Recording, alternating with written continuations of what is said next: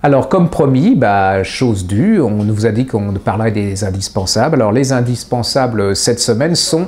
Alors, oubliez vos préjugés, le nouveau Sade de Gonzague Saint-Brice. Vous allez découvrir un personnage hors norme. Vous connaissez rien sur Sade, hein? Vous dites Sade, ouais, le malade, le monstre et tout ça. Et là, vous allez découvrir qui se cachait derrière ce malade, derrière ce monstre. Vous allez voir le personnage, vous allez voir qu'il a plein de facettes. Vous allez avoir des facettes assez étonnantes. Ça se lit comme un roman d'aventure, comme un roman historique, comme une biographie. Enfin, vous avez plein de choses dedans. C'est merveilleusement bien écrit. En plus, c'est pour moi une des révélations de cette année.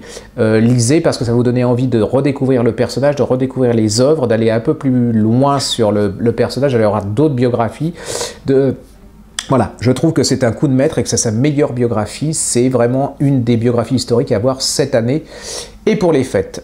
Autre petite merveille, c'est le bouquin de Nadine Monfils, puisqu'on reste dans l'érotisme et le sexe. Et là, Nadine Monfils, la petite fêlée aux allumettes, hein, l'écrivain belge plein d'humour qui ressemble à Audiard, au tonton Flagueur, elle va vous faire un petit conte érotique. Vous cherchez, vous savez, les petits livres qu'on met dans les assiettes à Noël pour les garçons. Là, les enfants, vous pouvez y aller, c'est merveilleux. On dirait, ça se passe à notre époque, c'est écrit comme au XVIIIe siècle, elle écrit merveilleusement, c'est plein d'humour, c'est plein de méchanceté, c'est jamais vulgaire, c'est toujours élégant.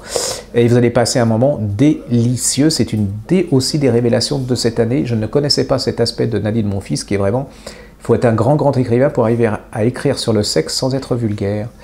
Voilà. Et puis... on va changer complètement de livre, on va prendre le best-of de Guy Savoy. Pourquoi la cuisine? Parce que le sexe, la bouffe, ça va souvent ensemble. Et là, il nous fait quelque chose de génial, c'est-à-dire qu'il vous fait des recettes qui sont faisables. C'est-à-dire qu'il vous explique comment les faire, c'est pas le truc, vous voyez, où il faut...